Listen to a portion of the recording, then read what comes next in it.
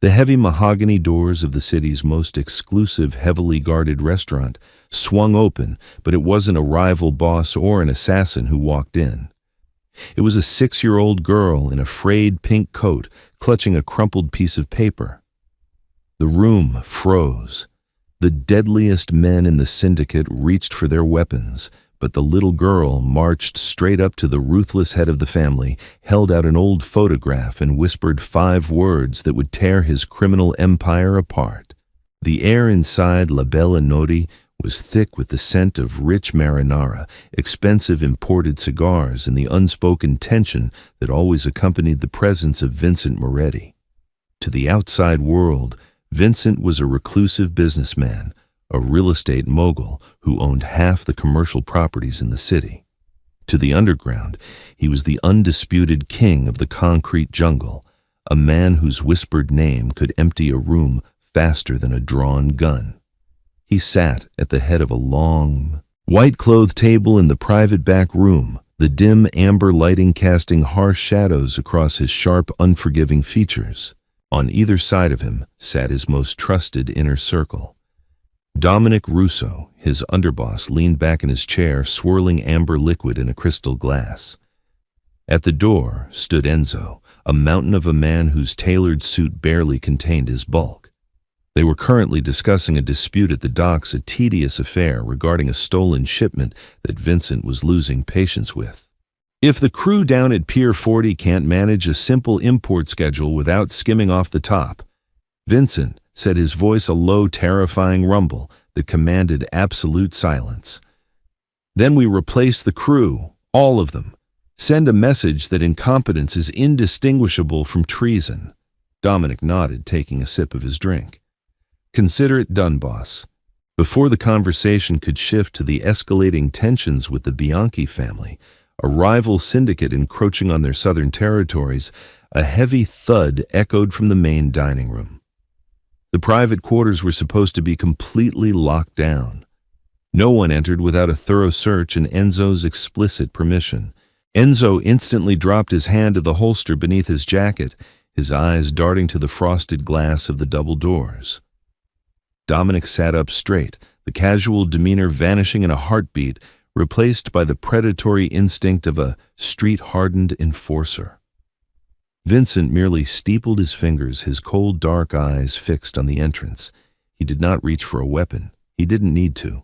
The heavy oak doors creaked open slowly, agonizingly, as if the person on the other side lacked the physical strength to push them. The men in the room braced for an ambush.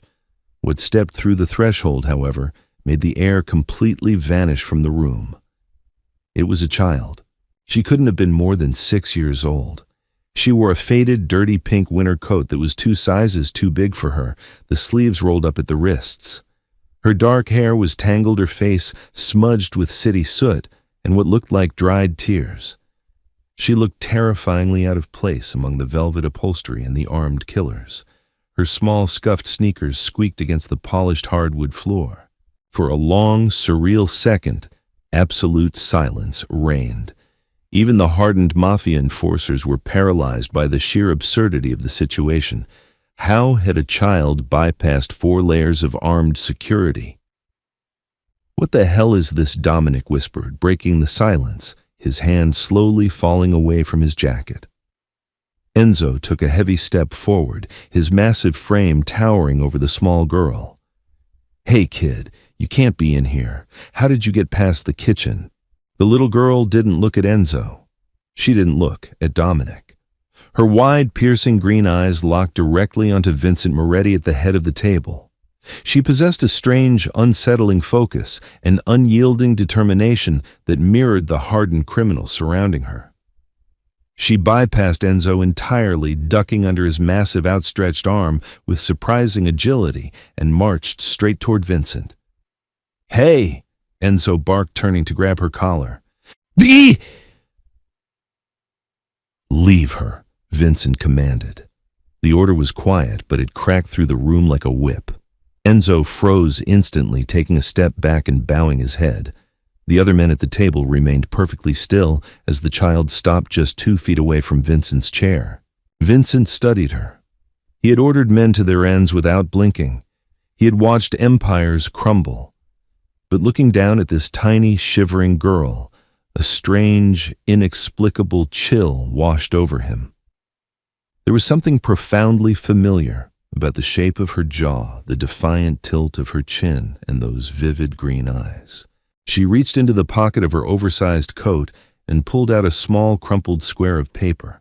Her hands were shaking, but she held it out toward him with a steady, unyielding grip. "I'm looking for my daddy," she said. Her voice was small, but it did not waver. Vincent stared at the girl, his face an impenetrable mask of stone. The men around the table exchanged bewildered, nervous glances. No one dared to breathe, let alone speak. To claim to be the child of Vincent Moretti was an impossibility. He had no heirs. He had made sure of it. Attachments were liabilities, weaknesses that enemies could exploit.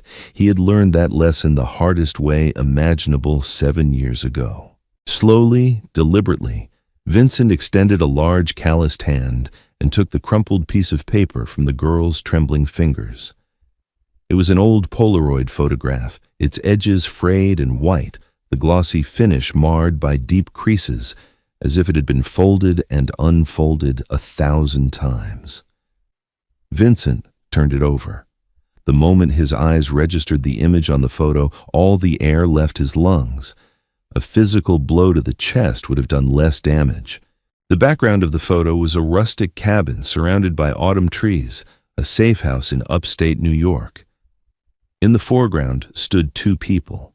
One was a younger man, his face lacking the harsh, unforgiving lines it bore today, his eyes bright, a genuine smile playing on his lips. It was Vincent, back when he was just a lieutenant, back when he believed he could balance the life of the syndicate with a life of his own. Beside him in the photograph, leaning into his chest with her arms wrapped tightly around his waist, was Natalia. Natalia Rossi. She was looking up at the camera, her dark hair blowing across her face, her brilliant green eyes sparkling with laughter. Vincent's vision blurred. The noise of the city outside, the hum of the restaurant's ventilation, the very presence of his men faded into a distant, muted drone. Suddenly, it was 7 years ago. He was back on that rain-slicked street in Brooklyn. He could smell the burning rubber and gasoline. He could feel the heat of the explosion that had consumed the car Natalia had just stepped into. He remembered the blinding flash of light, the deafening roar, the agonizing screams. He had watched the love of his life, the only woman who had ever looked past the monster, to see the man turn to ash in a fiery assassination attempt orchestrated by a rival boss he had subsequently hunted down and dismantled piece by piece. He had buried an empty casket. He had buried his heart right next to it. Since that day he had been a ghost, a machine built only for power and retribution. But here standing in front of him was a little girl with Natalia's green eyes, holding a picture that he had taken with her just 2 months before the explosion, 2 months before she died. Vincent swallowed hard, his throat tight, his mouth suddenly completely dry. He looked slowly from the photograph to the little girl. The resemblance, which had seemed mildly familiar a moment ago, was now blindingly obvious. It was like looking at a ghost. "What is your name?" Vincent asked. His voice was raw, a hollow rasp that made Dominic flinch. It was a tone the underboss had never heard from the stoic leader. "Sophie," the little girl answered, her green eyes locked onto his dark ones. Sophie. Natalia had always loved that name. They used to lie awake in the safe house, talking about the impossible future, throwing around names for children they promised to have, once they found a way out of the life. Vincent did the math in his head. The explosion was 7 years ago. Sophie looked to be about 6. It was medically possible. It was logically impossible, but the timeline fit perfectly. If Natalia had survived the blast, if she had somehow crawled out of the wreckage before the flames consumed it, if she had run away to protect the unborn child, she knew Vincent's enemies would never stop hunting. "Where did you get this, Sophie?" Vincent asked, leaning forward, resting his elbows on his knees to bring himself closer to her eye level. He was entirely unaware of the shocked stares of his top lieutenants, The ruthless mafia boss was gone. In his place was a shattered man looking at a miracle he didn't dare believe in. My mommy gave it to me, Sophie said softly. She told me to keep it hidden. She said if we were ever in terrible trouble and if she couldn't protect me anymore, I had to run. I had to run to the city and show this picture to the men in the dark suits. She said they would take me to the man in the picture. Vincent closed his eyes. The pain in his chest was excruciating, a mixture of profound betrayal, staggering grief, and a sudden violent spark of hope. She was alive. Natalia was alive. She had lived out there in the world for 7 years, raising their daughter in the shadows, hiding from his enemies and hiding from him. Is she Natalia? Vincent choked out the name, tasting like ash and honey on his tongue. Sophie nodded slowly. Yes. Vincent opened his eyes, the spark of hope igniting into a roaring inferno. He looked at Dominic, who was staring back with equal parts confusion and alarm. Dominic. Vincent said, his voice regaining its dangerous commanding edge. Clear the room, now. Boss, I said clear the damn room. Vincent roared, slamming his fist onto the table, the crystal glasses rattling violently. The men scrambled. Chairs screeched against the floors. Enzo, Dominic, and the other lieutenants rushed out, pulling the heavy oak doors shut behind them, leaving Vincent alone in the dim room with the little girl who held his entire world in her small, dirty hands. Once the doors clicked shut, the oppressive silence returned, broken only by the sound of Vincent's heavy breathing. He looked at Sophie, really looked at her. He noticed the dark circles under her eyes, the dirt under her fingernails, the way she clutched her coat tightly around herself, as if trying to shrink into nothingness. She was terrified, pushing through her fear with a desperate learned bravery. Vincent reached into his breast pocket and pulled out a clean white silk handkerchief. He offered it to her. She looked at it warily for a moment before taking it, wiping the soot from her cheek. Sophie. Vincent said, softening his voice to a gentle murmur, terrified that a sudden movement might shatter the illusion and wake him from this fevered dream. You said your mother told you to find me if you were in terrible trouble. What kind of trouble? Sophie's lower lip trembled. The brave facade she had maintained since she walked through the doors finally began to crack. Tears welled up in her striking green eyes, spilling over her dark lashes. The bad men. She sobbed, her small shoulders heaving. They broke our door. It was late. Mommy hid me in the floorboards. She has a secret place under the rug. She pushed me in and told me not to make a sound no matter what I heard. Vincent's blood turned to ice. He knew the protocol. He had taught Natalia how to build a hide hole in every apartment they had ever shared. He had drilled into her head the necessity of an emergency exit. The fact that she had used it meant her location had been compromised. What did you hear, little one? Vincent asked, his hands balling into fists on his knees. I heard shouting, Sophie cried, wiping her nose with the silk handkerchief. Mommy was fighting them. There was a loud bang, like thunder in the living room, and then Mommy stopped fighting. I heard the men talking. They laughed. They said they finally found the ghost. Vincent's jaw tightened so hard his teeth ground together. The ghost. That was the street moniker given to the mystery woman who had supposedly died in the Moretti car bomb. Rumors had circulated for years that a body was never fully recovered, but Vincent had dismissed them as the cruel gossip of a paranoid underworld. Someone else hadn't dismissed it. Someone had kept looking. Did you see the men, Sophie? Did you look through the cracks? Sophie nodded, sniffing loudly. I saw boots, big black boots. And when one of the men knelt down to pick up Mommy, I saw his arm. His sleeve was rolled up. Did he have a picture on his skin? Vincent pressed his voice taut like a piano wire ready to snap. Yes, Sophie whispered, her eyes widening with the remembered terror. It was a big, ugly snake, a green snake wrapping around a knife. The temperature in the room seemed to drop 20 degrees. Vincent stood up slowly, his imposing figure casting a long, dark shadow over the table. The green snake entwined around a dagger. It was the crest of the Bianchi family. Carmine Bianchi, the vicious new head of the rival syndicate, had been pushing his boundaries for months, testing Vincent's patience, probing for weaknesses. They hadn't just found a weakness. They had found his heart. If the Bianchis had Natalia, they wouldn't kill her immediately. Carmine Bianchi was sadistic, but he was also a calculated businessman. He would use her.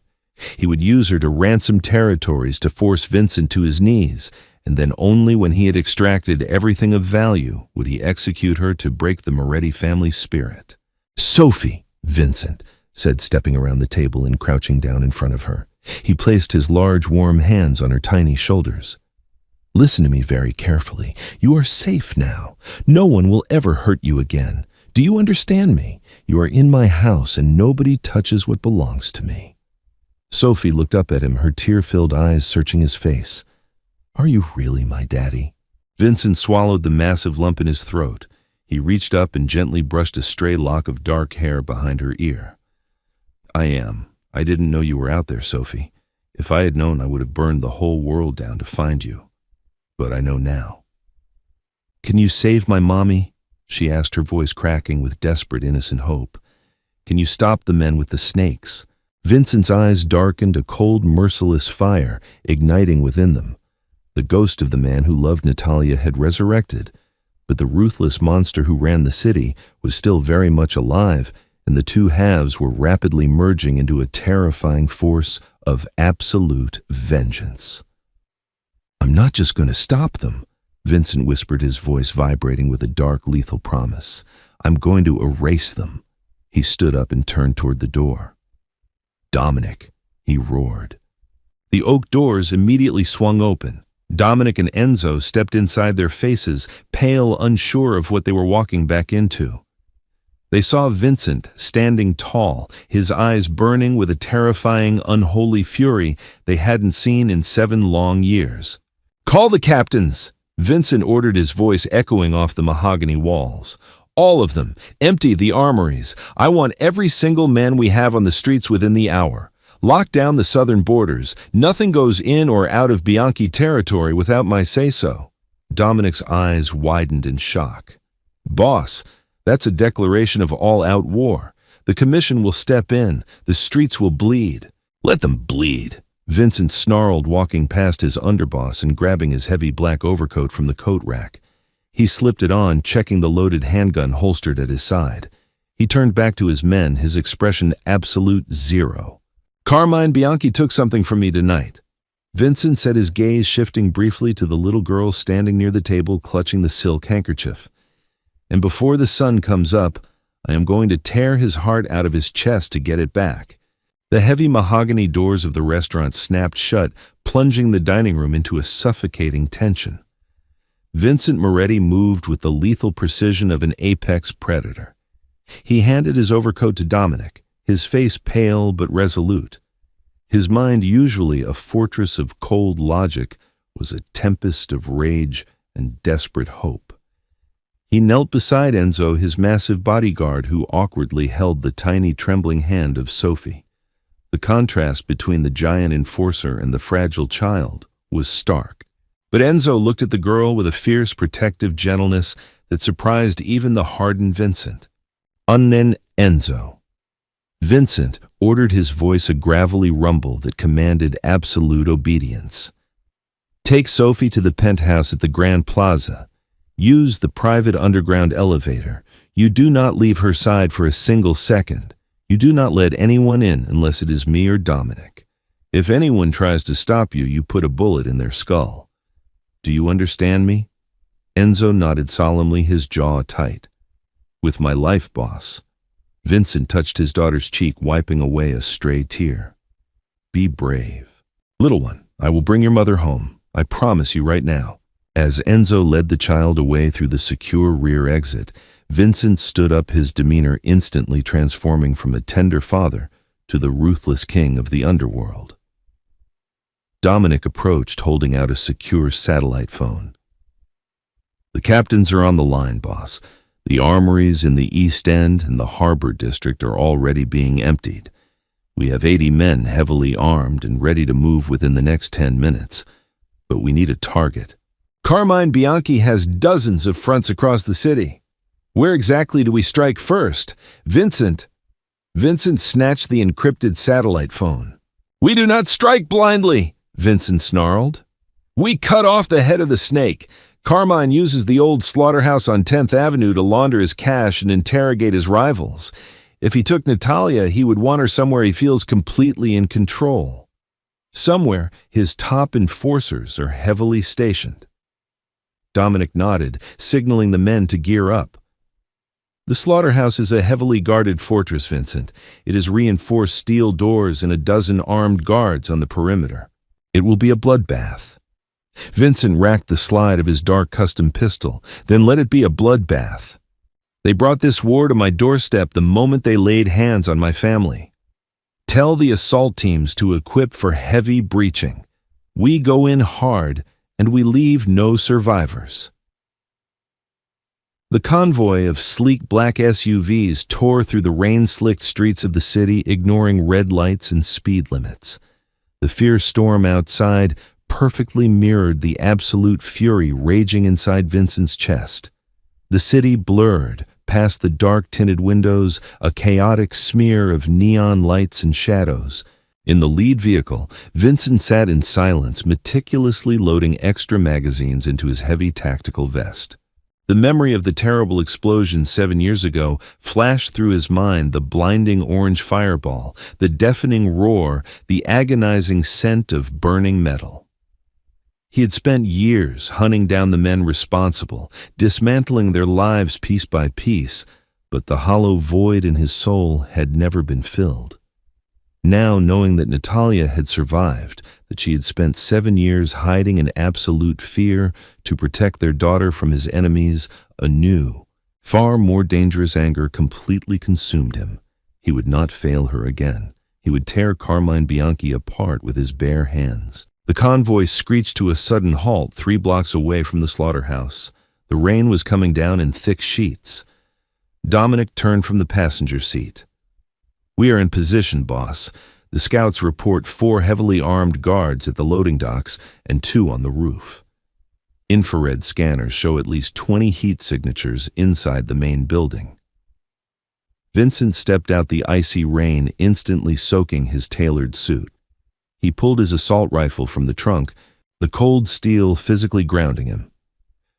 Silencers on, Vincent ordered over the secure comms channel. We breach the loading dock now. The tactical assault was a terrifying masterclass in organized brutality. Vincent's men moved like lethal shadows through the pouring rain. 4 synchronized silenced shots rang out barely audible over the raging storm, and the 4 guards at the loading dock dropped without a single sound. The roof guards were neutralized seconds later by a skilled sniper. Vincent advanced rapidly, his eyes locked on the heavy corrugated steel doors.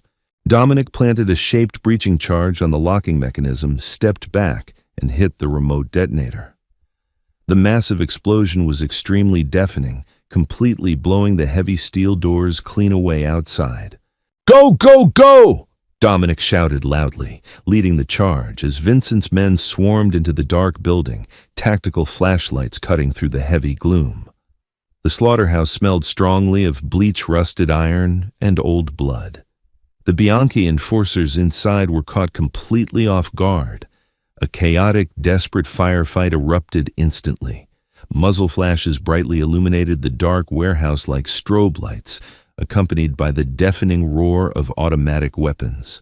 Vincent moved through the violent chaos with terrifying efficiency. He did not duck. He walked forward like a completely relentless force of pure nature, his rifle immediately taking down 2 tattooed men. Clear the catwalks! Vincent yelled smoothly, slamming a fresh magazine home. Dominic lobbed a heavy flashbang grenade onto the upper metal catwalk. The blinding white light disoriented the snipers, allowing Vincent's men to pick them off with ruthless precision. Within 3 minutes, the entire main floor was completely secured. Groans of the wounded echoed, but Vincent ignored them entirely. He spotted a terrified man desperately trying to crawl away. It was Lorenzo, one of Carmine's trusted lieutenants. Vincent drew his pistol rapidly, pinning the struggling man to the bloody floor, with a very heavy, unyielding boot to his weak back. Lorenzo gasped in terrible pain. "I do not know what you are talking about, Moretti. The commission will definitely demand your head for this unprovoked attack." Vincent did not hesitate for a single microsecond. He shifted his aim slightly and fired a single deafening shot directly into Lorenzo's right kneecap. The scream echoed horribly throughout the cavernous building. Lorenzo thrashed wildly in agony. "I am not going to ask you again, Lorenzo," Vincent whispered coldly. "Carmine forcefully took Natalia Rossi tonight. Tell me exactly where he is currently holding her, or my absolute next bullet permanently shatters your lower spine." Lorenzo sobbed uncontrollably, his foolish defiance entirely broken. The old shipyard, Pier 82. Carmine has a large private luxury yacht docked there securely. He took her there exactly an hour ago. Please, I swear on my life. Vincent lifted his heavy boot and turned away, his face a terrifying mask of concentrated murderous fury. "Dominic!" Vincent barked loudly, striding swiftly back toward the destroyed loading dock. "Burn this entire miserable place straight to the ground. Leave absolutely no trace behind. Then immediately get the men to Pier 82. We are going straight to the deep water tonight to finish this." Dominic nodded affirmatively, pulling a heavy incendiary grenade from his tactical combat harness. "You heard the boss," Dominic yelled forcefully to the assembled crew. "Torch the entire building now." As Vincent walked briskly out into the pouring icy rain, the extremely bright orange glow of devastating flames forcefully erupted behind him, dramatically casting long, aggressively dancing shadows against the wet pavement. The slaughterhouse was burning fiercely, but the furious, unyielding fire burning deep inside Vincent's dark, tortured soul was far hotter, and it absolutely would not be quenched until Carmine Bianchi was entirely reduced to useless blood-soaked white ashes. The drive to Pier 82 felt like an absolute eternity.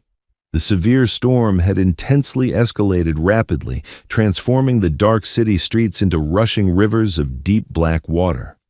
Vincent's highly skilled driver violently pushed the heavily armored SUV to its absolute mechanical limits, dangerously hydroplaning through incredibly tight corners and roaring loudly down completely abandoned industrial avenues.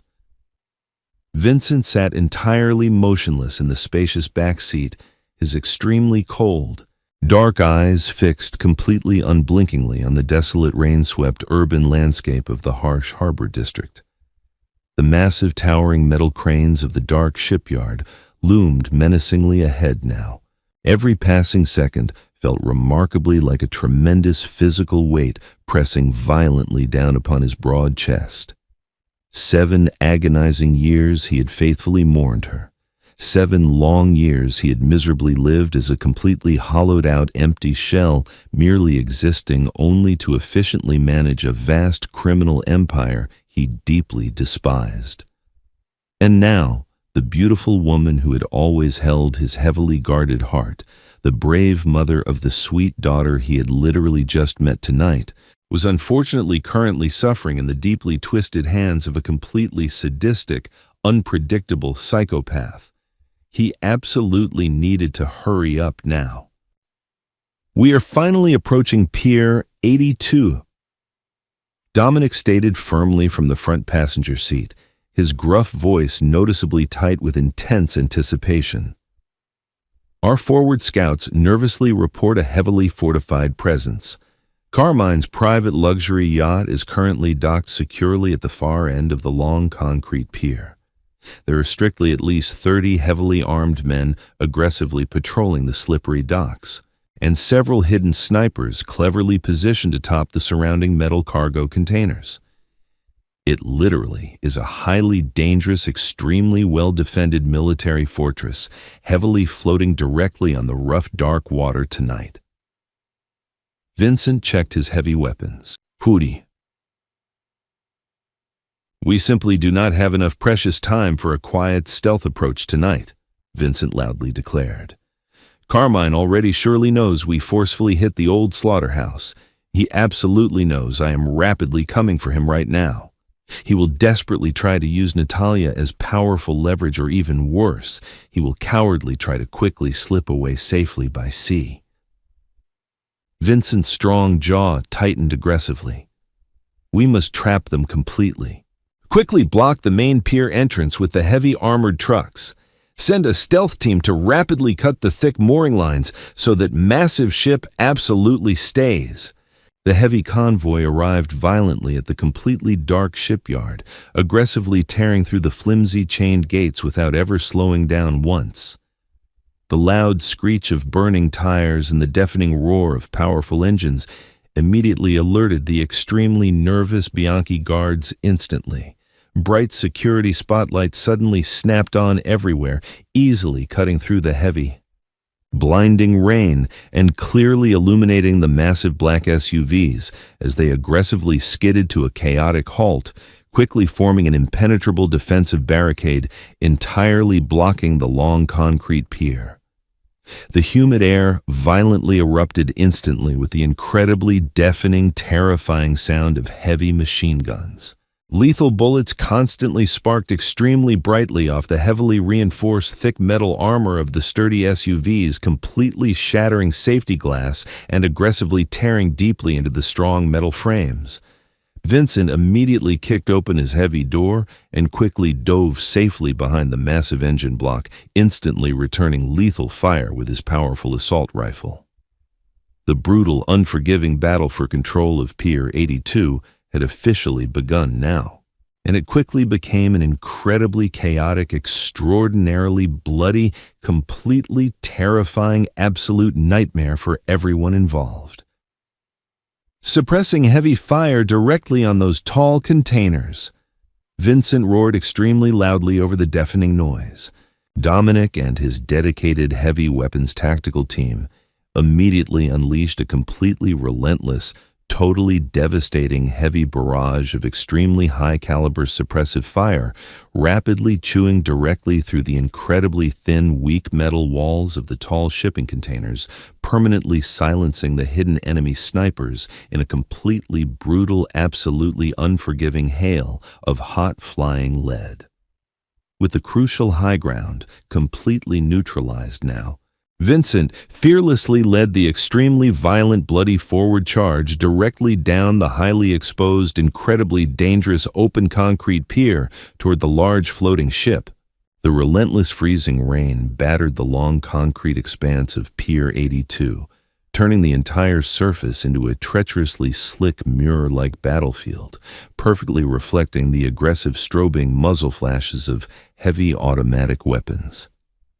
Vincent Moretti moved with the terrifying, unstoppable momentum of a derailed freight train, his tailored dark suit entirely soaked through with freezing harbor water and the fresh warm blood of the rival men he had already dispatched.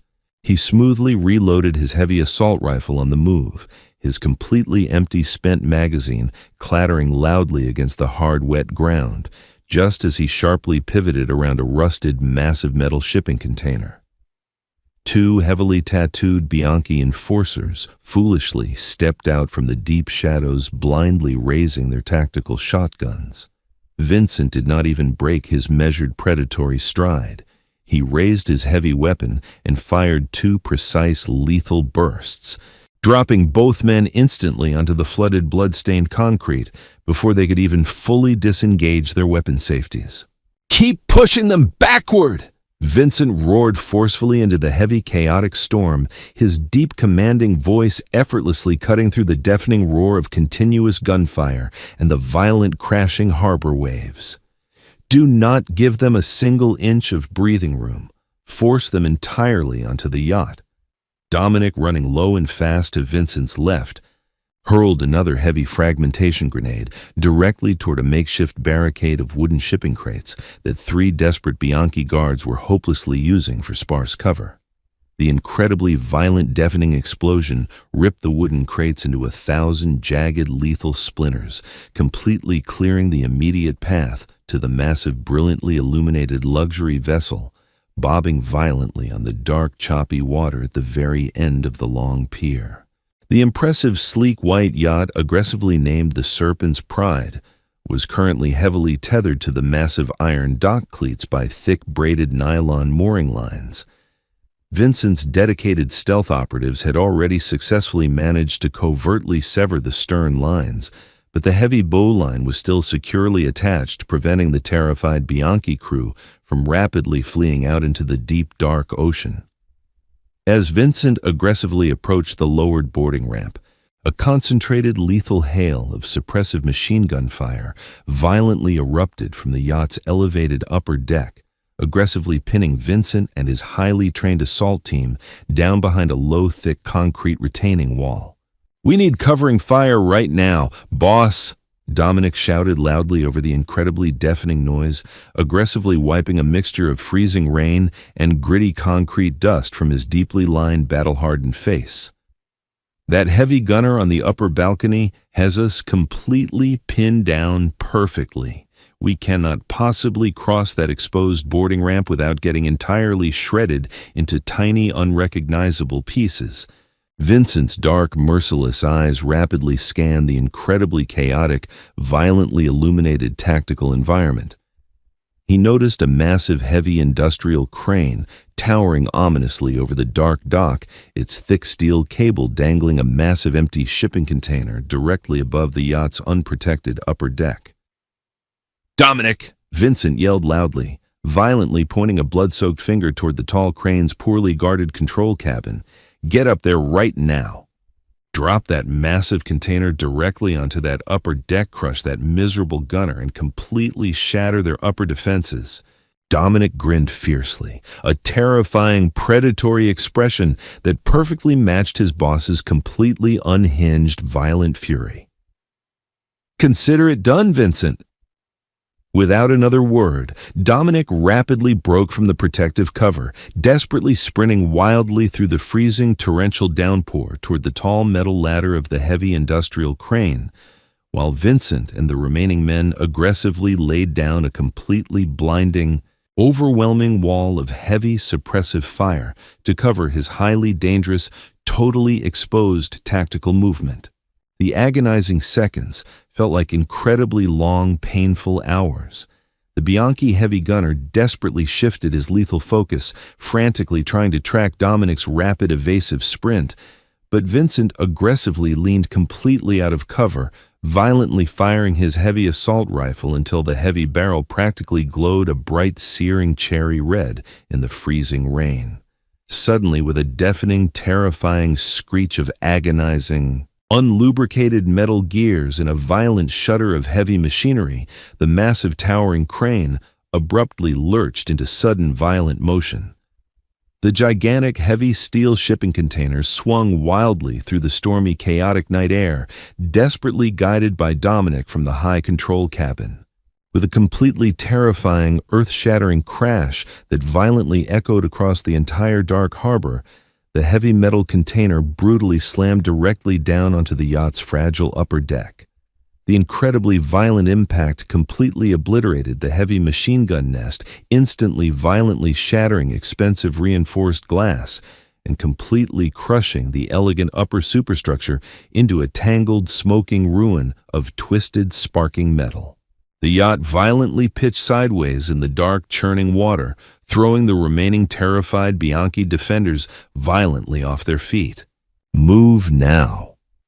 Vincent bellowed loudly, instantly leaping over the low concrete wall and aggressively charging directly up the steep, slippery boarding ramp like a completely unstoppable, heavily armed demon, entirely fueled by absolute unyielding rage and profound, desperate love. He aggressively breached the main cabin's heavy shattered glass doors, his heavy combat boots crunching loudly on the incredibly expensive, completely ruined crystal chandeliers that had violently fallen onto the plush, heavily blood-stained white carpets. The luxurious interior of the Serpent's Pride was a completely chaotic, terrifying nightmare of violent close-quarters combat. The remaining Bianchi loyalists fought back with the crazed, desperate ferocity of trapped, terrified rats. But they were absolutely no match whatsoever for Vincent's incredibly cold, completely calculated, and utterly terrifying lethal precision. He moved methodically, almost elegantly, through the long, lavish corridors, completely clearing each opulent room with ruthlessly efficient, deadly bursts of heavy, suppressed gunfire. He was desperately searching for one specific thing. He was completely ignoring the massive, heavily stacked piles of illicit bundled cash, the glittering, highly illegal narcotics, and the incredibly expensive, priceless stolen artwork indiscriminately scattered everywhere. He solely wanted the absolutely hidden, deeply buried holding cell where the incredibly cruel, completely sadistic Carmine Bianchi was currently keeping the one beautiful, innocent woman who completely owned Vincent's deeply scarred, incredibly heavy heart. He absolutely knew he was getting dangerously close when he finally reached a heavily reinforced, highly secure steel door, completely guarded by 4 of Carmine's largest, most highly decorated elite personal enforcers. The extremely narrow, dimly lit lower hallway of the yacht provided absolutely zero cover for anyone. It was a complete, deadly, unavoidable choke point, exactly as the incredibly paranoid, heavily guarded Carmine Bianchi had carefully designed it. The 4 massive, heavily armed elite guards immediately raised their customized, highly lethal submachine guns. The absolute second Vincent's tall, imposing, dark figure aggressively rounded the tight corner. But Vincent was incredibly significantly faster, his deeply ingrained lethal tactical instincts completely taking over his exhausted, heavily battered physical body. He rapidly dropped sharply to one knee, sliding aggressively across the incredibly slick, highly polished mahogany floorboards, violently firing his heavy weapon with absolutely perfect, terrifyingly lethal accuracy. 2 of the massive guards dropped instantly, their heavily tattooed large heads violently snapping backward. Vincent smoothly rolled aggressively to his left, completely avoiding a deadly concentrated hail of return fire that violently shredded the incredibly expensive, highly detailed silk wallpaper directly behind him. He swiftly drew his heavy, customized dark pistol from his tactical hip holster with his left hand, while simultaneously firing his primary rifle with his right hand, a completely masterful, incredibly terrifying display of absolute lethal violence. The 3rd guard awkwardly fell heavily forward, desperately clutching a completely shattered, heavily bleeding collarbone, while the 4th and final massive guard desperately tried to violently charge Vincent directly with a drawn, incredibly sharp tactical combat knife. Vincent simply stood up slowly, entirely unfazed by the sudden violent charge, and coldly, precisely shot the desperate man exactly once, squarely in the center of his chest. The heavy, lifeless body collapsed loudly right at Vincent's soaking wet, heavily blood-stained combat boots. The hallway was now completely, utterly silent, except for the extremely heavy, entirely ragged sound of Vincent's own incredibly rapid, deep breathing, and the muffled, completely terrifying sound of a very familiar, deeply loved voice desperately screaming loudly from the other side of the heavy, reinforced steel door. It was Natalia. The incredibly frantic, deeply terrified sound of her beautiful voice violently drove a completely massive, invisible, ice-cold spike directly through Vincent's incredibly dark, deeply tortured soul. He rapidly stepped up to the heavy door, quickly aiming his heavy weapon at the complex, high-tech electronic locking mechanism, and aggressively fired 3 heavy armor-piercing rounds directly into the expensive control panel. The heavy steel door violently hissed loudly and slowly swung open. Vincent immediately kicked it fully wide open, rapidly raising his heavy weapon, his dark eyes frantically scanning the incredibly bright, highly sterile interior of the hidden panic room. Carmine Bianchi was standing directly in the center of the small, heavily armored room. He was a surprisingly small, deeply rat-like, terribly ugly man, wearing an incredibly expensive, completely ruined white silk suit. In his trembling, heavily manicured right hand, he held a highly polished, incredibly sharp silver revolver. His left arm was completely violently wrapped tightly around the incredibly slender, highly fragile neck of Natalia Rossi. Vincent's entire world abruptly completely stopped spinning. Natalia looked incredibly beautiful, even deeply covered in dark, terrible bruises and heavily exhausted by absolute, unyielding terror. Her completely striking, incredibly vibrant green eyes, the absolute, exact, same incredibly beautiful green eyes that deeply mirrored little Sophie's innocent, entirely trusting gaze, were heavily widened in absolute complete shock as she stared directly at Vincent. She had not seen him in exactly 7 incredibly long, terribly painful years. To her, he was supposed to be completely moving on, totally unaware of her continued, highly secret existence. But here, he finally was an incredibly violent, totally blood-soaked, heavily armed, avenging angel, deeply emerging from the very worst, most terrifying depths of total, absolute hell just to desperately save her. "Drop the weapon! Vincent!" Carmine shrieked loudly, his high-pitched, terribly annoying voice completely cracking with intense, absolute panic. He violently pressed the incredibly cold, entirely unforgiving silver barrel of his revolver directly against Natalia's heavily bruised, deeply trembling right temple. "Drop the damn gun right now, or I swear to God I will completely blow her beautiful lying head entirely off her pretty shoulders." Vincent did not move a single microscopic inch. He kept his heavy weapon perfectly, completely leveled directly at Carmine's deeply sweating, terribly ugly forehead. "If you even accidentally pull that trigger, Carmine," Vincent whispered incredibly softly, his terrifying, deeply rumbling voice, heavily carrying a completely absolute, totally inescapable promise of total endless agony. "I will not simply kill you. I will keep you completely agonizingly alive for exactly 10 long, terrible years. I will completely remove every single piece of your miserable skin with a terribly dull, heavily rusted spoon. Let her go right now." "You are completely bluffing, Moretti." Carmine desperately screamed, violently tightening his heavy, suffocating grip on Natalia's slender neck. "You heavily lost her once. You are completely, absolutely terrified of losing her again. Put the gun down." Natalia slowly, desperately met Vincent's dark, completely unwavering eyes. In that tiny, microscopic fraction of a fleeting second, an incredibly deep, entirely unspoken, highly profound volume of absolute perfect understanding rapidly passed directly between them. She completely remembered exactly who she was dealing with. She suddenly violently stomped her heavy incredibly sharp leather heel directly down onto Carmine's expensive Italian leather shoe with absolutely every single ounce of desperate, terrified strength she currently possessed. Carmine howled loudly in sudden, totally unexpected physical agony, his grip completely involuntarily loosening for exactly 1/2 of a highly crucial second. That incredibly tiny microscopic window was absolutely more than enough. Vincent fired exactly one single perfectly placed, incredibly loud shot.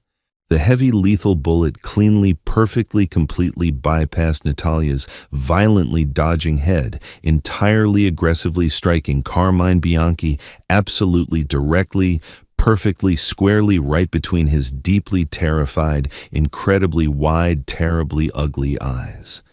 The sadistic rival mafia boss violently collapsed backward, immediately completely dead, absolutely before his incredibly expensive, totally ruined silk suit even heavily hit the highly polished, completely sterile metal floor. Natalia aggressively stumbled completely forward, deeply, gasping violently for necessary air, completely shaking uncontrollably. Vincent instantly aggressively threw his heavy, completely empty assault rifle completely aside and rapidly rushed directly forward, violently catching her fragile, completely exhausted body deeply in his strong, incredibly protective, heavily tattooed arms before she could even heavily hit the floor. "Vincent!" She violently sobbed loudly, violently burying her heavily bruised, deeply tear-stained face completely into his entirely soaked, heavily blood-stained dark chest. "You completely found me. You actually finally found me." "I found you completely," Vincent whispered incredibly softly, entirely burying his tired, deeply scarred face heavily into her incredibly dark, completely tangled hair, entirely breathing in her absolutely familiar, deeply missed scent. "Sophie is completely safe. She is entirely safe with Enzo. I promised our sweet daughter I would absolutely bring you completely home, Natalia." "We heavily need to completely leave," Dominic rapidly interrupted, loudly, violently rushing completely into the highly secure panic room, his heavy combat breathing entirely ragged. "The yacht is violently sinking fast. The massive crane strike completely heavily breached the lower hull. We have exactly 2 short minutes before this entire miserable vessel goes entirely down to the completely dark, freezing bottom." Vincent rapidly scooped Natalia entirely up into his strong, highly protective arms, completely effortlessly carrying her completely, like she absolutely weighed nothing at all. "Let it completely sink, Dominic," Vincent loudly declared, heavily, striding rapidly completely out of the totally ruined panic room without ever heavily looking deeply back at Carmine's lifeless, completely pathetic body. "Our highly necessary, deeply important work here is entirely, completely, totally done tonight." They rapidly escaped the completely, violently sinking luxury yacht exactly as the incredibly dark, completely freezing harbor waters forcefully rushed violently over the highly shattered main deck. As they safely, heavily reached the fully secured, incredibly heavily armored dark SUVs, deeply waiting entirely patiently on the heavily rain-swept, completely blood-stained pier, Vincent softly, gently placed Natalia deeply into the incredibly warm, entirely safe back seat. He looked entirely up at the highly stormy, deeply dark city skyline. The completely terrible, highly dangerous, absolutely deadly war was finally entirely over. The incredibly beautiful, completely resilient Ghost had finally, completely, gloriously resurrected. And the incredibly ruthless, deeply feared Mafia Boss was finally entirely, completely, totally whole once again. The heavy armored black SUV tore relentlessly through the flooded, chaotic streets of the dark city, leaving the blazing, violent destruction of the ruined harbor district far behind them in the rearview mirror. Inside the spacious, completely secure, climate-controlled cabin, the atmosphere was thick with a heavy, profound exhaustion and an incredibly deep, overwhelming sense of absolute miraculous relief. Vincent Moretti sat entirely still in the plush leather seat, his large, deeply scarred hand firmly, completely wrapped around the incredibly fragile, severely bruised fingers of Natalia Rossi. The heavy, unforgiving silence between them was not uncomfortable. It was a deeply sacred, entirely restorative quiet that miraculously spoke absolute volumes after 7 incredibly long, agonizingly painful years of total, devastating separation. Natalia leaned her weary, battered head heavily against Vincent's broad, deeply protective shoulder, her eyes closed, desperately breathing in the incredibly familiar, heavily comforting scent of rain, gunpowder, and expensive cologne that completely defined the dangerous man she had never actually stopped loving. "I truly thought I had completely lost you forever." Vincent finally whispered softly into the dark, quiet space of the heavily armored vehicle, his deep, rumbling voice violently betraying the incredibly raw, utterly devastating emotional agony he had secretly carried for so many years. When that car violently exploded on that terrible Tuesday evening, I watched my entire world completely burn to absolute ashes right in front of my own eyes. I buried an empty, hollow casket. I violently buried my own heart right alongside it. I became a completely ruthless, utterly merciless monster just to survive the crushing, absolutely suffocating weight of losing you. Natalia slowly opened her brilliant, completely striking green eyes, staring deeply out at the blurry, rain-streaked neon lights of the passing city. "I never ever wanted to intentionally hurt you, Vincent," she murmured quietly, her voice trembling with intense, absolute sincerity and deep, unresolved guilt. The explosion was heavily orchestrated by the Russian syndicate, but they possessed highly classified, extremely sensitive inside information. Someone deep inside your own trusted inner circle completely sold us out that night. I was violently thrown completely clear of the blast by sheer, absolute, miraculous luck. But when I woke up in the dark, dirty alleyway, heavily bleeding and completely terrified, I realized a terrifying, absolute truth. I was already highly pregnant with our beautiful daughter, Sophie. If I had publicly returned to you the unknown, highly dangerous traitor completely embedded within your own family would have absolutely never stopped hunting us. I had to completely disappear into the absolute shadows. I had to become a total ghost to ensure our innocent baby could safely live. Vincent's jaw tightened aggressively, his dark, completely unforgiving eyes narrowing into dangerous, lethal slits as the heavy armored SUV smoothly pulled into the highly secure, heavily guarded underground parking garage of the luxurious Grand Plaza Hotel. "Who was the miserable traitor Natalia?" he asked coldly, his voice dropping to a terrifying, deadly pitch. "Give me his absolute name right now. Who violently forced you to live in absolute fear for 7 entirely agonizing years?" Natalia swallowed hard, her trembling hand squeezing his tightly. "It was Matteo Lombardi, your senior financial advisor. He personally leaked our highly secure safehouse location, and he was the exact same man who finally tracked me down yesterday, completely selling my current location directly to Carmine Bianchi for a massive, highly lucrative territory dispute." The heavy steel doors of the private, deeply secure elevator smoothly slid completely open as they reached the massive, luxurious penthouse suite. Vincent's mind was aggressively racing with incredibly dark, completely violent thoughts of total, absolute vengeance against Matteo Lombardi. But the absolute second the elevator doors parted, all thoughts of violent murder instantly vanished completely from his exhausted mind. Standing directly in the center of the massive, incredibly opulent living room, looking completely tiny and incredibly vulnerable against the highly expensive modern furniture, was little Sophie.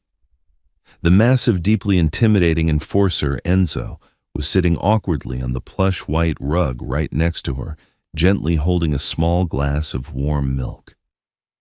The absolute second Sophie's striking green eyes locked onto the deeply bruised, heavily battered figure of her mother, she dropped the glass entirely, the warm milk violently spilling across the expensive rug. "Mommy!" Sophie violently shrieked loudly, her small, fragile voice completely breaking with intense, absolute, overwhelming joy. She desperately sprinted completely across the massive room, her tiny bare feet rapidly slapping against the polished hardwood floor. Natalia aggressively dropped entirely to her heavy, bruised knees, violently throwing her fragile arms completely open. She caught her beautiful crying daughter in a completely desperate, overwhelmingly fierce embrace, burying her tear-stained face deep into Sophie's dark, tangled hair. The sound of their combined, deeply emotional sobbing violently echoed throughout the massive, silent penthouse, completely shattering the hardened, icy exteriors of every single dangerous man currently standing in the room. Vincent stood completely paralyzed just inside the heavy doorway, watching his beautiful resurrected world desperately clinging to each other. A single heavy tear smoothly escaped his dark, unforgiving eyes, slowly rolling down his deeply scarred, battle-hardened cheek. He slowly walked forward, his heavy combat boots silent on the plush carpet, and gently wrapped his massive, heavily tattooed arms completely around both of them, pulling his entire, absolutely perfect family into a deeply protective, entirely unbreakable, incredibly powerful embrace.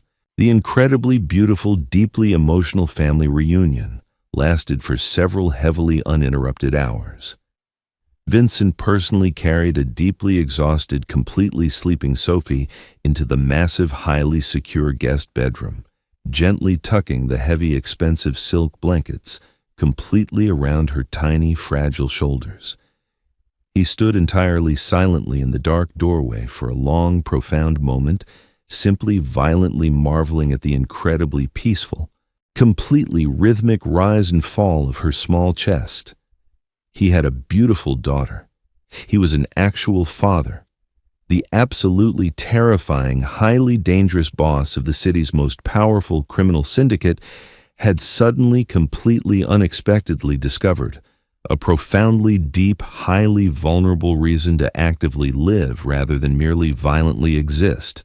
He softly closed the heavy bedroom door and slowly walked back into the massive, softly illuminated living room. Natalia was sitting quietly on the plush sofa, having completely showered and changed into heavily oversized, deeply comfortable clothes provided by the hotel staff. Her terrible bruises were heavily treated, but the deep emotional scars clearly remained. She looked up completely as Vincent heavily approached, her striking green eyes completely filled with a highly complex mixture of intense, absolute love and deep, lingering anxiety. "She is completely safe, Natalia," Vincent whispered gently, softly, sitting down right beside her and gently pulling her deeply into his strong, highly protective embrace. "No one will ever violently kick down our heavy doors again. I absolutely swear this to you on my actual life." "What about Matteo Lombardi?" Natalia asked quietly, her voice trembling slightly with remembered terror. "He is highly dangerous, Vincent. He is incredibly smart, completely manipulative, and he actively commands a significant portion of your financial operations. If he currently realizes Carmine Bianchi is completely dead, he will violently strike at you directly." Vincent's deeply scarred face immediately hardened into a completely terrifying, absolutely unyielding mask of pure, absolute, calculated malice. The deeply loving, highly gentle father instantly vanished, completely seamlessly replaced by the incredibly dangerous, utterly merciless king of the violent underworld. "Matteo Lombardi is already a completely dead man walking," Vincent violently declared softly, his deep voice carrying an incredibly dark, totally absolute promise of complete, violent destruction. "He just does not actually know it quite yet." Vincent gently kissed Natalia's forehead, softly, stood up and briskly walked out into the highly secure penthouse hallway where Dominic was patiently waiting, heavily armed and completely alert. "Dominic!" Vincent barked sharply, and his tone completely leaving absolutely no room for any argument. "Where is Matteo Lombardi right now?" Dominic's heavily lined face darkened.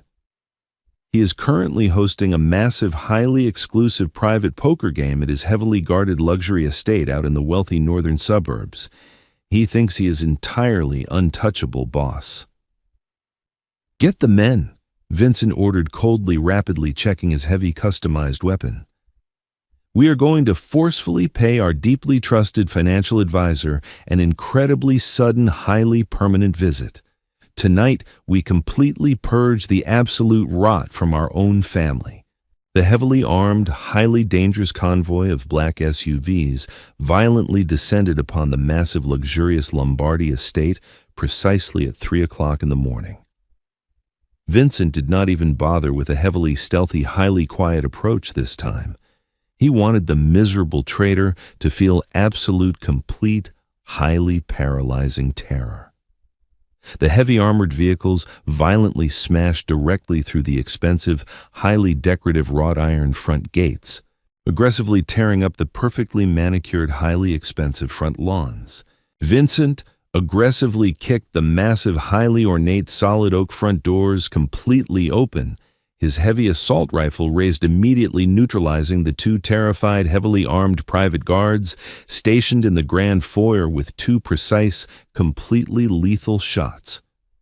Dominic and the heavily armed tactical team aggressively flooded completely into the massive mansion, violently securing the lower floors with terrifying absolute efficiency. Vincent aggressively marched directly into the massive, highly smoky backgambling parlor. Matteo Lombardi, a deeply wealthy, slightly overweight man wearing a highly expensive, completely bespoke Italian suit, violently dropped his expensive crystal glass of scotch. The expensive amber liquid completely shattered loudly across the highly polished hardwood floor. His deeply arrogant face instantly completely drained of all absolute color, rapidly turning a sickly, deeply terrified shade of completely pale ash. Vincent Matteo squeaked loudly, his hands aggressively shaking violently as he desperately tried to slowly back away from the heavy gambling table. What is the complete meaning of this sudden violent intrusion? We are completely on the exactly same side. You violently sold my beautiful wife to the incredibly sadistic Bianchi family, Matteo. Vincent violently roared loudly, the terrifying, highly deafening sound of his absolute fury completely shaking the expensive crystal chandeliers hanging above them. You violently forced my deeply innocent daughter to live like a completely terrified rat, heavily hiding in the absolute dark shadows for 7 long, completely agonizing years. You completely betrayed the fundamental, absolute sacred oath of our entire family. Matteo violently fell to his heavy, completely terrified knees, aggressively sobbing loudly, completely begging for his miserable, pathetic life. Please, Vincent. I was heavily blackmailed. They possessed highly sensitive, absolutely destructive information. I will completely give you all my money. I will entirely leave the country tonight. Just please actively spare my life. Vincent slowly walked completely forward, his dark, deeply merciless eyes staring coldly, completely down at the absolutely pathetic, heavily crying, entirely miserable traitor, completely groveling violently at his heavy combat boots. He slowly, deliberately raised his highly customized, deeply heavy, perfectly lethal dark pistol directly toward Matteo's desperately sweating forehead. The absolute price of total unforgivable betrayal is incredibly steep, Matteo. Vincent whispered coldly, his deep voice heavily echoing with absolute terrifying finality. And your massive, highly impressive bank accounts absolutely cannot physically cover the heavy, devastating debt. Vincent fired exactly one single, extremely loud, completely perfect, heavily echoing shot. The heavy, absolutely massive, totally oppressive, violently dangerous storm outside finally completely actively broke as the early, highly bright, completely beautiful morning sun slowly, steadily began to rise heavily over the completely quiet, highly battered city. Vincent heavily returned safely to the deeply secure, incredibly quiet, absolutely peaceful penthouse. He completely stripped off his highly ruined, deeply blood-stained tactical gear and completely washed the heavy, dark sins of the incredibly violent, totally chaotic night entirely from his tired, heavily scarred hands. He walked entirely softly back into the massive, deeply peaceful guest bedroom. Natalia was completely awake, softly sitting gently on the very edge of the large, comfortable bed, deeply, highly, lovingly stroking little Sophie's dark, totally messy hair. Vincent slowly sat heavily down right beside them, deeply pulling them both completely, incredibly safely into his highly protective, absolutely unyielding embrace.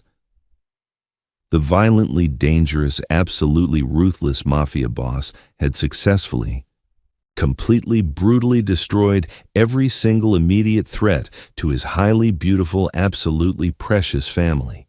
He had completely conquered the violently dark, highly deadly underground world. But as he completely looked deeply down into the beautiful, striking green eyes of the incredible woman he absolutely loved, and the tiny, deeply innocent child they had miraculously created, Vincent Moretti finally completely, totally understood that his absolutely greatest, most powerful, totally rewarding victory was simply finally completely coming home. If this gripping tale of a ruthless mafia boss discovering the daughter he never knew, he had kept you on the edge of your seat, there is so much more drama and revenge to come. Will Vincent be able to save the love of his life from his deadliest rivals, or is this a trap that will bring his empire crashing down? Don't miss a single thrilling twist in this true-to-life saga. Hit that like button, share this video with your friends who love a great story, and subscribe to the channel so you never miss an update.